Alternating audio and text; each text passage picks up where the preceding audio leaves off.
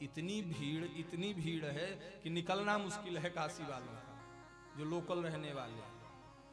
नारद जी कहते हैं मैं कहीं इधर उधर भ्रमण नहीं करने गया था महाराज।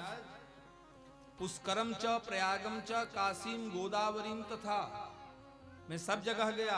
हरिक्षेत्रम कुरुक्षेत्रम श्रीरंगम सेतुवंधनम एवमादिषु तीर्थेषु भ्रममाण इतस्ततः, तीर्थों में ही भ्रमण किया, लेकिन ना पश्यम कुत्रचित् क्षरम मनस्संतोषकारकम, कहीं भी कल्याण दिखाई नहीं दे रहा, मन को शांति नहीं मिल रही है।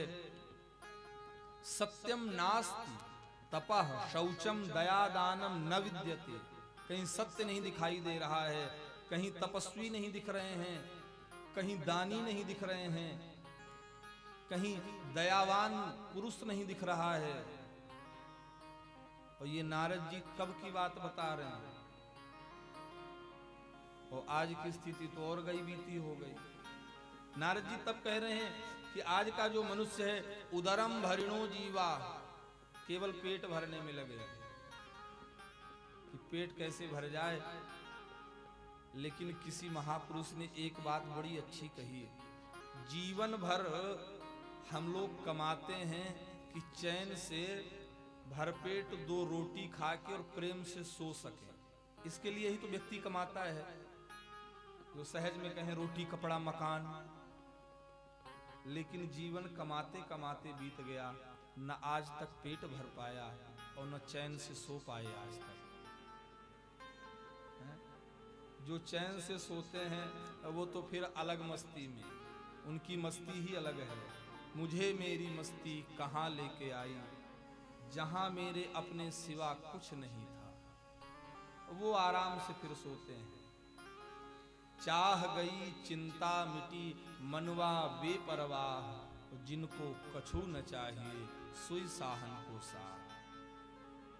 और आज का मनुष्य उदरम भरिणो जीवाह, और इतना ही नहीं, खाने के लिए तो निरंतर लगे, लेकिन फिर मंदाह सुमंदवतयो मंद भाग्यो हि उपद्रुताः, मंद हो गए, शरीर छोटा हो गया। पहले लोग कितने बड़े बड़े होते थे, हम लोग धीरे धीरे छोटे होते चले जा रहे हैं। और व्यक्ति जब मंद हुआ तो बुद्धि मंद हो गई, और बुद्धि मंद हुई सुमंद मतयो तो मंद भाग्यो, बुद्धि मंद हुई तो भाग्य मंद हो गया, क्योंकि बुद्धि अब निर्णय नहीं कर पा रही सत असत का।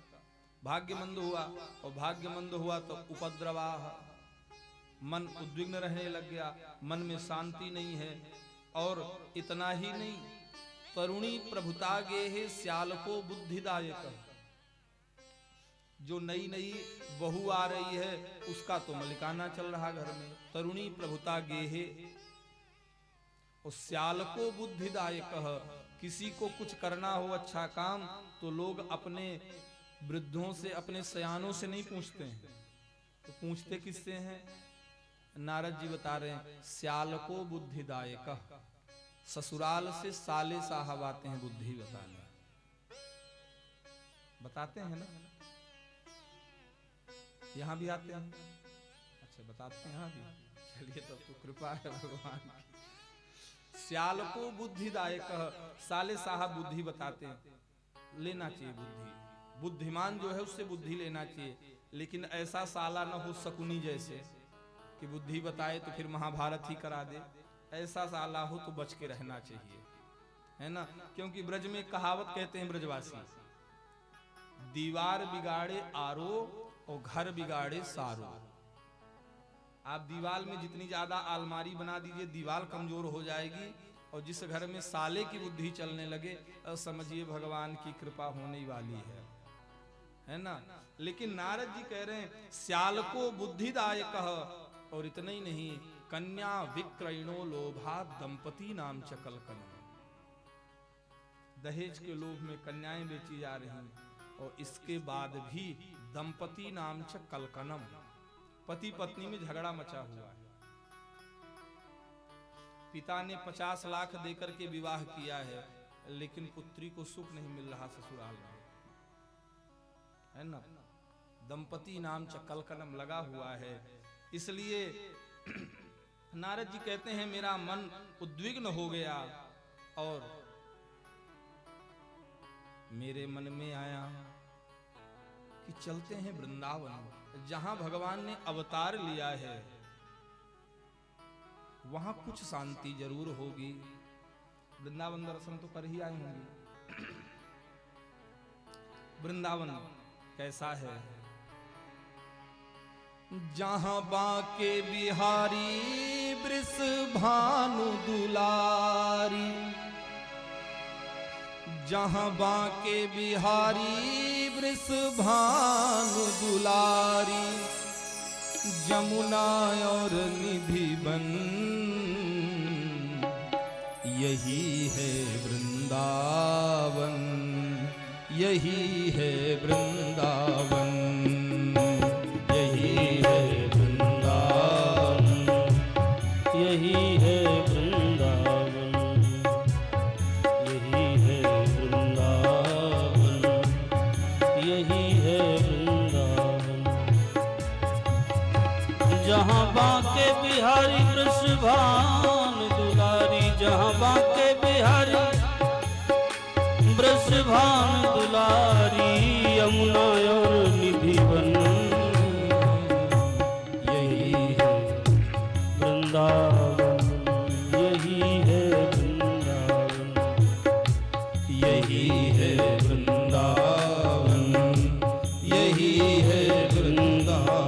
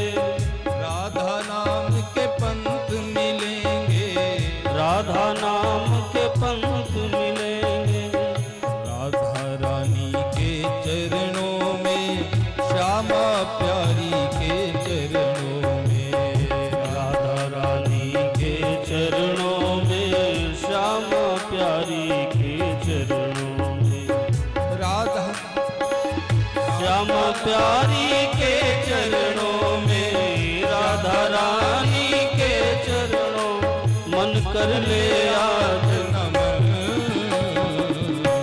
यही है वृंदावन, यही है वृंदावन, यही है वृंदावन, यही है वृंदावन। लेकिन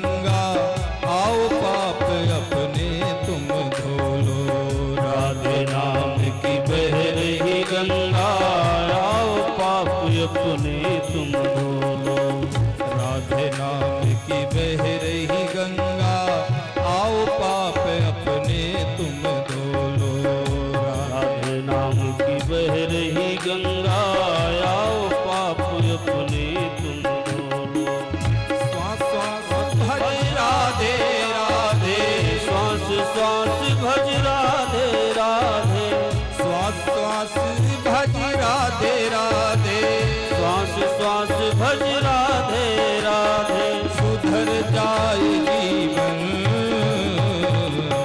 यही है वृंदावन, यही है वृंदावन, यही है वृंदावन, यही है वृंदावन।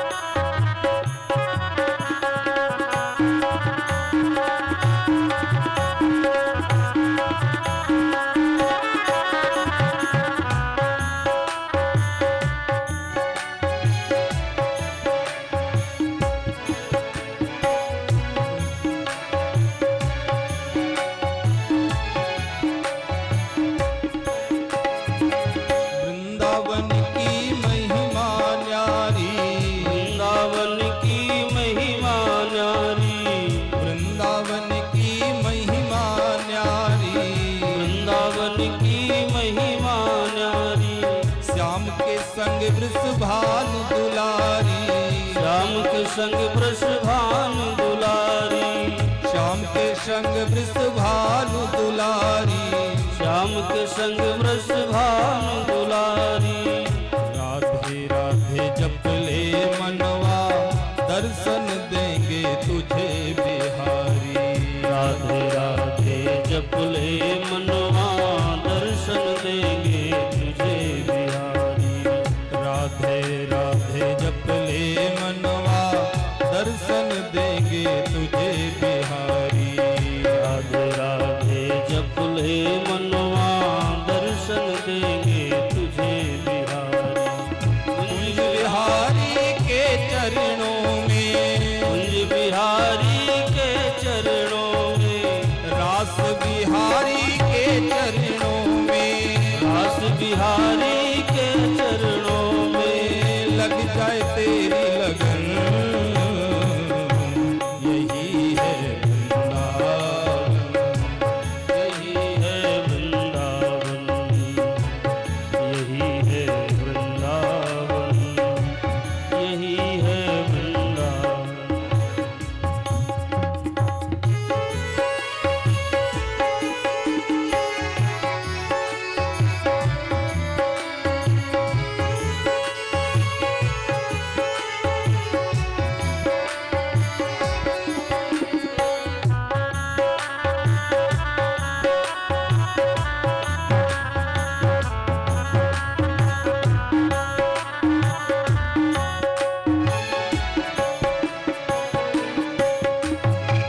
हम सबकी है यही कामना, हम सबकी है यही कामना, हम सबकी है यही कामना, हम सबकी है यही कामना।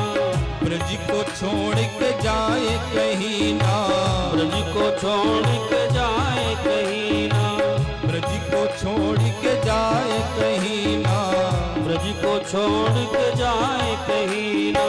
मुरली वाले के चरणों में, श्यामा प्यारे के चरणों में, मुरली वाले के चरणों में, श्यामा प्यारी के चरणों में, मुरली वाले के चरणों में, श्यामा प्यारी के चरणों में, मुरली वाले के चरणों में, श्यामा प्यारी के चरणों में।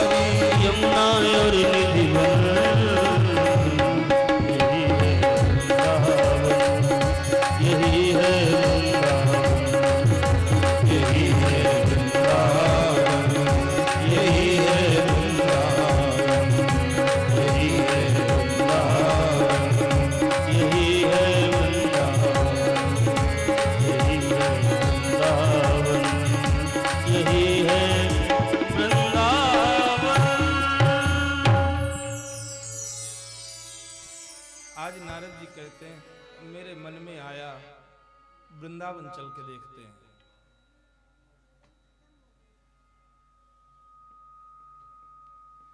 नारद जी कहते हैं मैं वृंदावन गया, वहां की स्थिति और विपरीत थी। नारद जी कहते हैं मैंने देखा कि एक युवती बैठी है और उसकी गोद में 2 वृद्ध पुरुष पड़े हैं सिर रखकर, अन्य देवियां सब उसकी सेवा में लगी हैं। नारद जी कहते हैं मैं चला गया, लेकिन फिर मन में विचार आया माताओं का झुंड है, माताओं के बीच में जब माताओं की दरबार लगी हो ना तो समझदार पुरुष को उनके बीच में नहीं जाना चाहिए। नारद जी को लगा कि ये तो माताओं का झुंड है, हम जाके क्या करेंगे, क्योंकि माताएं तो कोई मैया कभी कुछ भी पूछ सकती है ना। किसी मैया ने कह दिया ए बाबा माताओं के बीच में तुम्हारा क्या काम है, तो फिर नारद जी ठहरे, बाबा बैरागी क्या जवाब देंगे। नारद जी कहते पहले तो मैं जा रहा था, लौट आया, नहीं गया उनके पास, लेकिन जैसे ही मैं लौटने लगा तुरंत उस युवती ने आवाज लगाई, भो भो साधो क्षणं तिष्ठ मच्चिन्तामपि नाशय दर्शनं तव लोकस्य सर्वथाघहरं परम।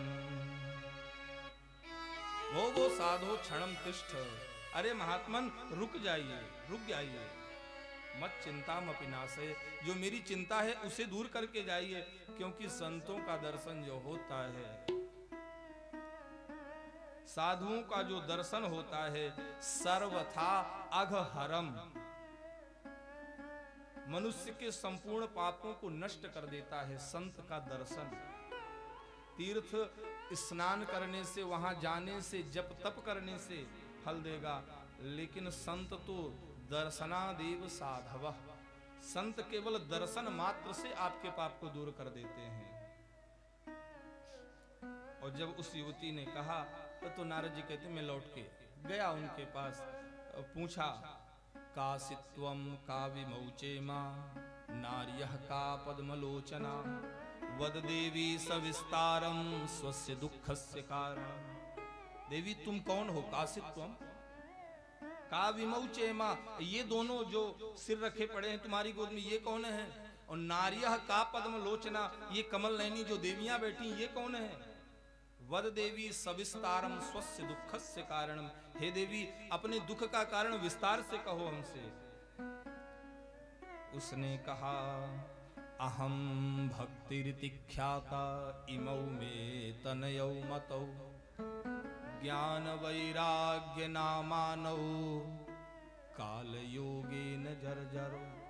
कहते मैं भक्ति हूं और ये मेरे दोनों पुत्र हैं ज्ञान और वैराग्य। और बाबा आप विस्तार से जानना चाहते हो तो सुनो, उत्पन्ना द्रविड़े साहम वृद्धिम कर्णाटके गता क्वचित क्वचिन महाराष्ट्रे गुर्जरे जीर्णताम गता। मैं द्रविड़ देश में उत्पन्न हुई दक्षिण में, वृद्धिम कर्णाटके गता कर्नाटक में मैं बड़ी हुई, क्वचित क्वचिन महाराष्ट्र महाराष्ट्र में कहीं कहीं मेरा बड़ा सम्मान हुआ, लेकिन गुर्जरे जीर्णताम गता गुजरात में जैसे ही पहुंची मैं वृद्ध हो गई। ये भक्ति तब की बात बता रही है, क्योंकि उस समय गुजरात में ऐसे ऐसे लोग थे, इतने पाखंडी लोग हो गए थे गुजरात में कि यदि कंठी और माला तिलक वालों को देख लें तो दौड़ा दौड़ा के मारते थे, रहने नहीं देते थे माला जपने वाला। ऐसी बंजर भूमि हो गई थी। तो फिर भगवान ने अपने एक भक्त को भेजा। भक्तमाल में नाभाजी महाराज लिखते हैं कि जब से नरसी जी का जन्म हुआ तो गुज्जर धर पावन करी, गुजरात की भूमि को पवित्र कर दिया नरसी भगत जी ने। जैसे बंजर भूमि को उपजाऊ बना दिया हो, और फिर तो ऐसे गुजरात में एक एक से संत हुए, एक एक से महात्मा हुए गुजरात में। लेकिन भक्ति उस समय की बात कह रही है, गुर्जरे जीर्णताम गता। हे भगवान वृंदावन के संयोग से मैं तो युवा हो गई, लेकिन ये मेरे दोनों पुत्र वृद्ध पड़े हैं। महाराज इनको जगाओ, नहीं तो इदम स्थानम परित्यज्य विदेशम गम्यते मया, इस स्थान को छोड़ के मैं विदेश चली जाऊंगी। और आज आप देख लीजिए, भक्ति विदेश की तरफ ही जा रही है। हम लोगों को कहाँ फुर्सत है भक्ति करने की, और विदेशियों को देखिए, धोती कुर्ता भी पहन रहे हैं, कंठी भी पहनते हैं, तिलक भी लगाते हैं, और हरे राम राम राम हरे हरे, हरे कृष्ण कृष्ण कृष्ण हरे हरे कर रहे हैं। उन्हें कोई शर्म नहीं, धोती पहनने में वो मतलब अपने को गौरवान्वित महसूस कर रहे हैं। और हम लोगों को, जिसकी धरोहर है धोती कुर्ता पहनने को, क्या महाराज पुराने जमाने की आप भी बात करते हैं। जमाना आगे निकल गया, कितने आगे बढ़ गए हम लोग, आप वहीं पीछे पड़े हैं भी धोती कुर्ता में। जमाना इतना आगे निकल गया, लेकिन एक बात याद रखना भैया, इतना भी आगे मत निकल जाना कि जिसको पाने चले थे उसी को छोड़ के आगे निकल जाओ। जैसे एक व्यक्ति रात के 12 बजे दौड़ते दौड़ते दूसरे गांव में पहुंच गया, बड़ा प्रसिद्ध धावक था, दूसरे गांव में पहुंच गया। लोग देख रहे हैं कि 12 बजे ये तो कोई अभ्यास का समय भी नहीं है, और रात को 12 बजे कोई प्रतियोगिता भी नहीं चल रही है कि रात को 12 बजे दौड़ रहा है। लोगों ने कहा, क्यों भाई रात को 12 बजे क्यों दौड़ रहे हो? उसने कहा, चुप रहो, हमारे घर चोर घुसा था, चोर ने हमको देखा, हमने चोर को देखा, जैसे ही चोर हमको देखा तो भागा। लोगों ने कहा, वाह, धावक में इतना बड़ा नाम है लेकिन एक चोर को नहीं पकड़ सके। झुंझला गया वो, बोला चुप रहो, चोर को 2 मील पीछे छोड़ के आए। इतनी तेज दौड़े कि जिस चोर को पकड़ने निकले थे वो 2 मील पीछे ही छूट गया, और ये दौड़ते दौड़ते दूसरे गांव पहुंच गए। तो हम लोग भी आगे बढ़ें, विकास की ओर चलें, लेकिन इतना भी विकास न कर लें कि जिसको पाने निकले थे उसी को छोड़ के आगे बढ़ जाएं। भक्ति कहती विदेशम गम्यते मया, मैं विदेश चली जाऊंगी, इनको जगाने का प्रयास करो। एक क्षण के लिए नारद जी रुके, और नारद जी ने कहा, शृणुस्वावहिता वाले युगोयम दारुणः कलिः, तेन लुप्तः सदाचारो योगमार्गंस्तपांसि च। हे वाले, हे भक्ति, तुम दुखी मत हो, क्योंकि ये कलयुग है, बड़ा दारुण है यह कलयुग, और इस कलयुग ने ही सब कुछ लुप्त कर दिया है। जिम पाखंड वादते लुप्त हो ही सदग्रंथ, सबको लुप्त कर दिया है इस कलयुग ने। और अभी क्या, वर्षे वर्षे क्रमात् जाता मंगलम नापि दृश्यते।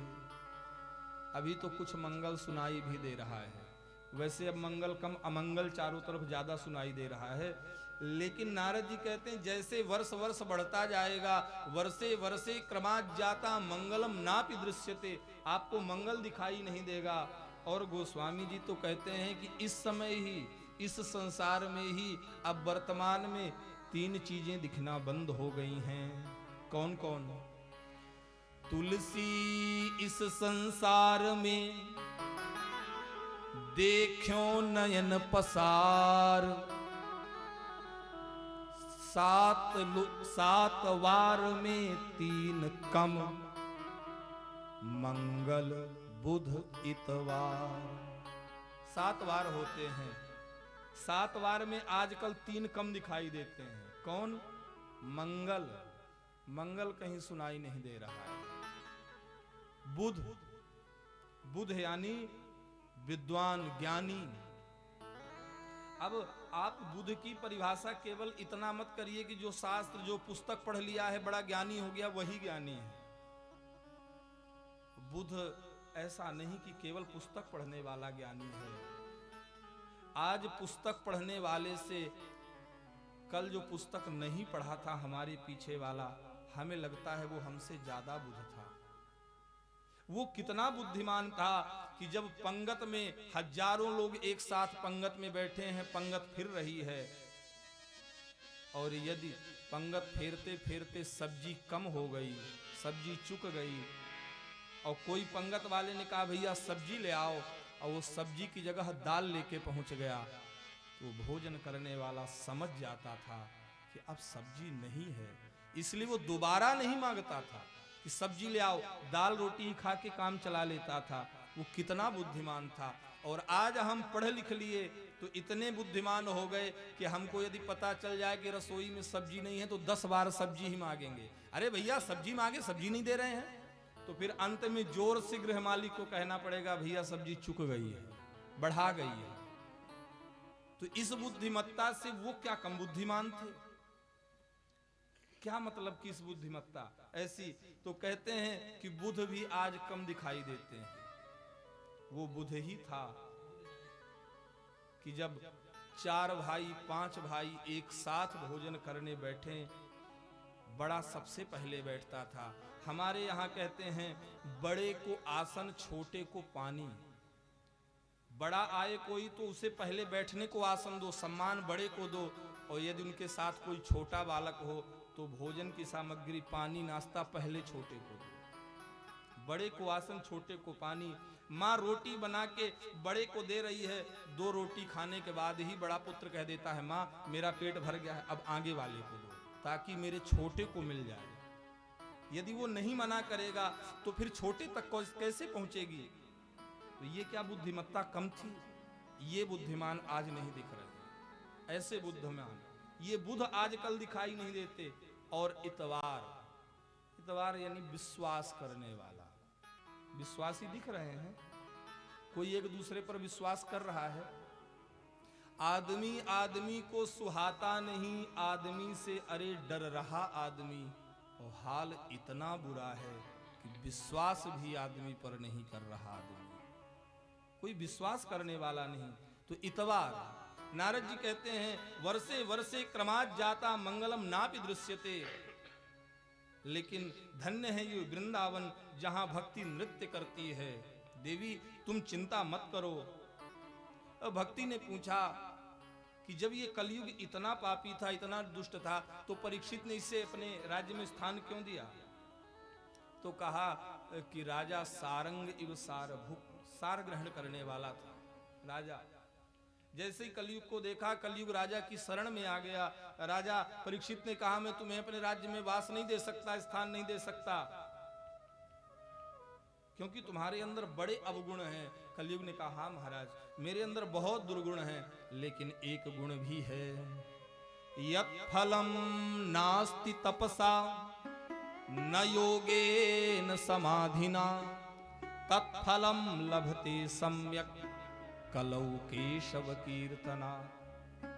जो फल अन्य युगों में तपस्या करने से, समाधि लगाने से, योग जप तप करने से प्राप्त होता था, वही फल इस कलयुग में केवल भगवान का कीर्तन, कलौ केशव कीर्तनात्, कलयुग में कीर्तन करने से प्राप्त हो जाता है।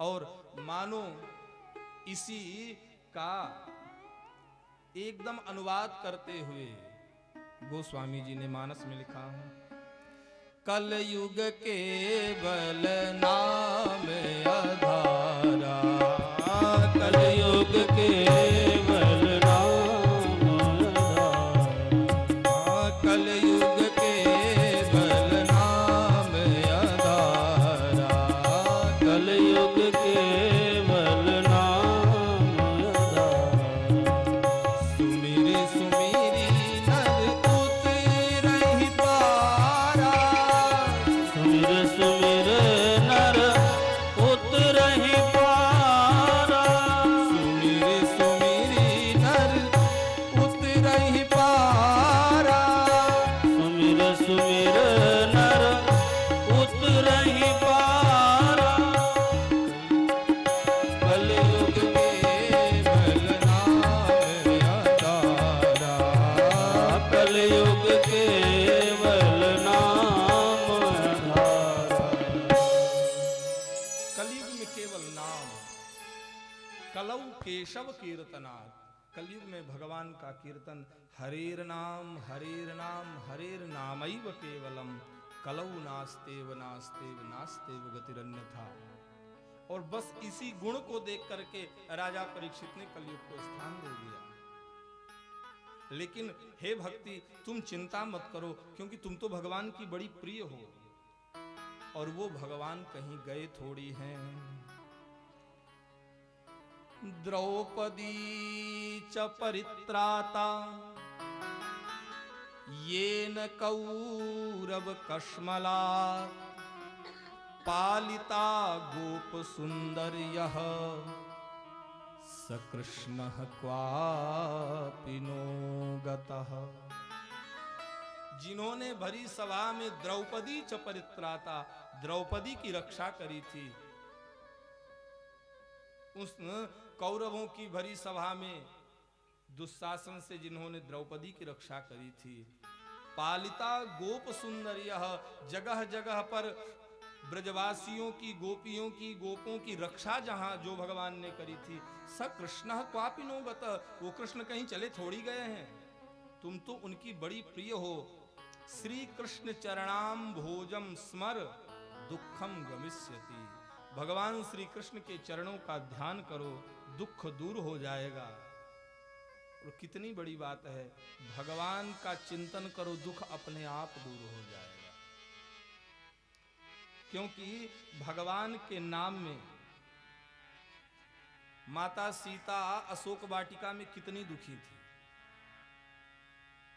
और दुख तब और दुगना हो जाता है जब कोई अपना नहीं, और सामने वाला कहता है कि यदि 1 महीने में मेरी बात नहीं मानी तो ये जो कृपाण है ना, कृपाण, इसका नाम ही कृपाण, जो कभी कृपा नहीं करती, मतलब इधर भी धार है इधर भी धार है, कृपा करती ही नहीं। सोचिए कितना अपार दुख होगा। लेकिन उस दुख में भी जब हनुमान जी महाराज जाते हैं, और हनुमान जी करते क्या हैं,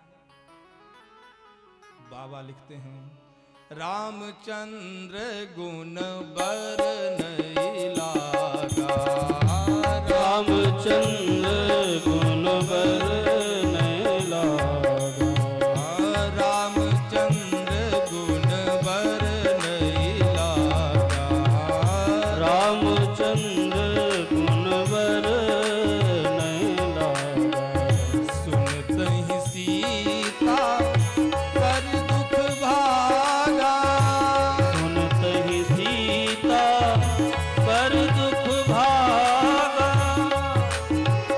सुनतहि सीता कर दुख भागा, सुनतहि सीता कर दुख भागा,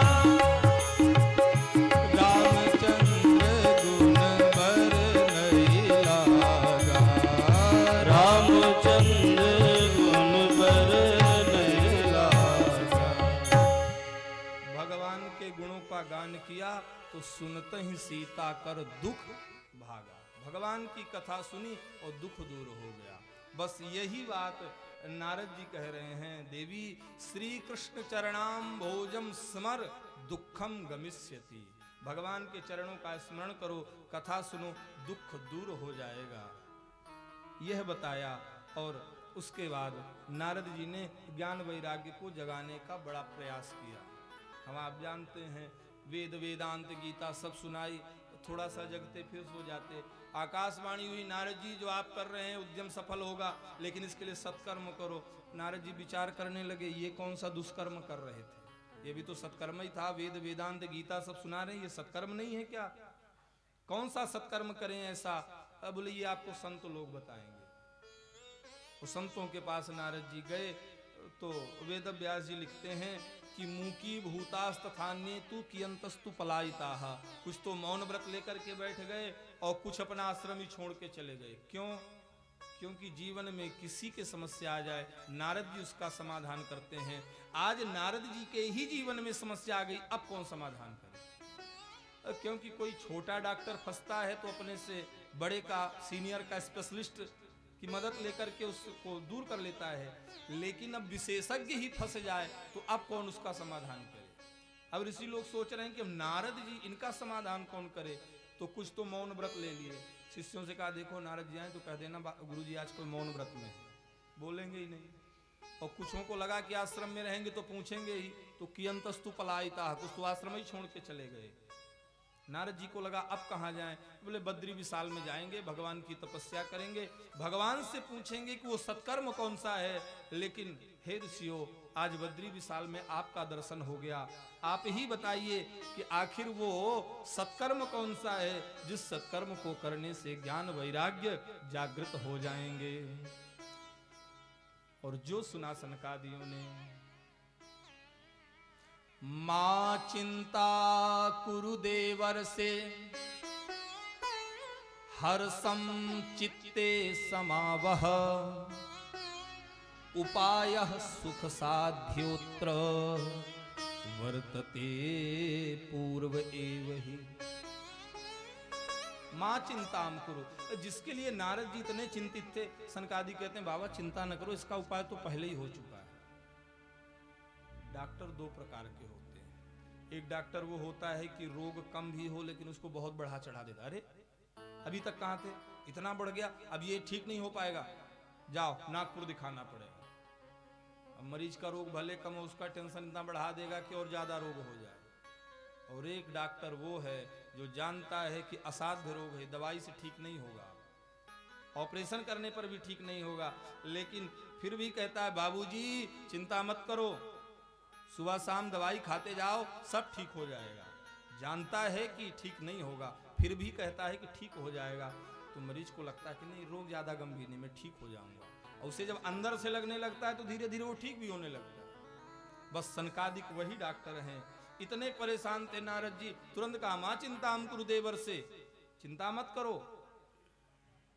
इसके लिए सत्कर्म जो कहा है आकाशवाणी ने, सत्कर्म सूचको नूनम ज्ञान यज्ञ स्मृतो बुधई, श्रीमद्भागवतालापः सतु गीत शुकादिभिः। जो सत्कर्म है वो ज्ञान यज्ञ है, और ज्ञान यज्ञ की संज्ञा श्रीमद् भागवत को दी गई है। इसलिए भागवत सुनाओ, सुखदेव जी ने जो कहा है सब दुख दूर हो जाएगा। नारद जी ने कहा महाराज मैंने वेद वेदांत गीता सब सुना दी, और भागवत के विषय में हमने सुना है कि सर्व वेदेतिहासानाम सारम सारम समुद्रतम, ये सार ही तो है सब कुछ। तो जब वेद वेदांत का सार हमने सुना दिया गीता, तो उससे कुछ नहीं हुआ, तो ये भागवत से क्या होगा। तो सनकादियों ने 3 उदाहरण दिए। देखो नारद जी, दूध से ही घी बनता है, दूध से ही बनता है, दूध को जमाते हैं, दही बनता है, दही मथते हैं तो मक्खन निकला, मक्खन गरम किए घी बन गया। लेकिन जो काम घी करेगा वो दूध करेगा क्या? यदि हम ये विचार करने लगे कि दूध से ही तो घी बनता है, तो बढ़िया पूड़ी छाननी हो देसी घी की, तो फिर दूध ही 1 लीटर डाल के छान लो, क्योंकि इसी दूध से तो घी बनता है। तो क्या दूध से पूड़ी छान पाएंगे? दूसरा उदाहरण दिया कि पेड़ से ही फल होता है, फल कितना मीठा होता है, कितना रसीला होता है। लेकिन कोई ये विचार करे कि जब फल जिस पेड़ से होता है तो फल इतना मीठा है, तो पेड़ कितना मीठा होगा। तो फल छोड़ के पेड़ की डाल चाबने लग जाए तो उसे स्वाद मिलेगा कि अपने दांत और तोड़ लेगा। और तीसरा उदाहरण दिया, इक्षूणामपि मध्यांतम शर्करा व्याप्य तिष्ठति। इक्षु के रस, गन्ने के रस से ही शक्कर गुड़ बनाते हैं, लेकिन जहां खीर बनाना हो, गुड़ का काम हो, शक्कर का काम हो, तो क्या गन्ना करेगा? तो जैसे ये नहीं कर सकते, लेकिन इनका सार जब निकल के आया तो वही सब सिद्ध करने वाले हो जाते हैं। उसी प्रकार ये भागवत सार है, इसको सुनाओ, सब दुख दूर हो जाएगा। और जो नारद जी ने सुना, कहा महाराज अब आप ही भागवत सुनाओ, लेकिन कहाँ हो? सनकादियों ने कहा गंगा द्वार समीपे तु तटमानंद नामकम, आनंद नामक तट पर गंगा द्वार यानी हरिद्वार, क्योंकि पर्वतों से उतर के गंगा जी वहीं से पृथ्वी पर प्रवाहित होती हैं। हरिद्वार में आनंद नामक तट पर ये कथा होगी। और आज नारद जी श्रोता बन करके बैठे, और सनकादिक वक्ता, 4 वक्ता और 1 श्रोता। एक वक्ता हजारों श्रोता तो देखे हैं, लेकिन 4 वक्ता और केवल 1 श्रोता बैठा हो। आज नारद जी बैठे, और जैसे ऋषियों को पता चला कि आज नारद जी बैठ करके कथा सुन रहे हैं, गंगा तटम समाजगमुह, कहते हैं सब ऋषि लोग पहुंचने लगे। श्री भागवत पीयूष पानाए रस लंपटाह, ये रस के लंपट हैं। वैसे लंपट शब्द सुनने में नहीं लगता, इसका अर्थ हम लोग क्या करते हैं, लेकिन ये रस लंपट है। और नशा तो लगे, लेकिन ऐसा नशा लग जाए कि भगवान के नाम का नशा चढ़ जाए यदि आपको, तो फिर किसी ने कहा ना कि लोग पीते हैं पी पी के गिरते, हम पीते पर गिरते नहीं हैं, क्योंकि हम पीते हैं सत्संग का प्याला, ये अंगूरों की मदिरा नहीं है। तो ऐसा नशा लग जाए, ये रस लंपट हैं। बड़े बड़े मुनि महात्मा सब पहुंचे। भृगुर वशिष्ठश्च वनश्च गौतमो मेधातिथिर्देवल देवरातौ, रामस्तथा गाधिसुतश्च साकलो मृकण्डुपुत्रा त्रिजपिप्पलादः, योगेश्वरौ व्यासपराशरौ च छायासुतो जाजलजह्नुमुख्या, सर्वेप्यमी मुनिगणा सह पुत्र शिष्या स्वस्त्रीभिरायुरति प्रणयेन युक्ता। बड़े बड़े ऋषि मुनि महात्मा सब पहुंचे। और आज सनकादियों ने भागवत की महिमा गाई। भागवत की महिमा गाते हुए सनकादि कहते हैं, सदा सेव्या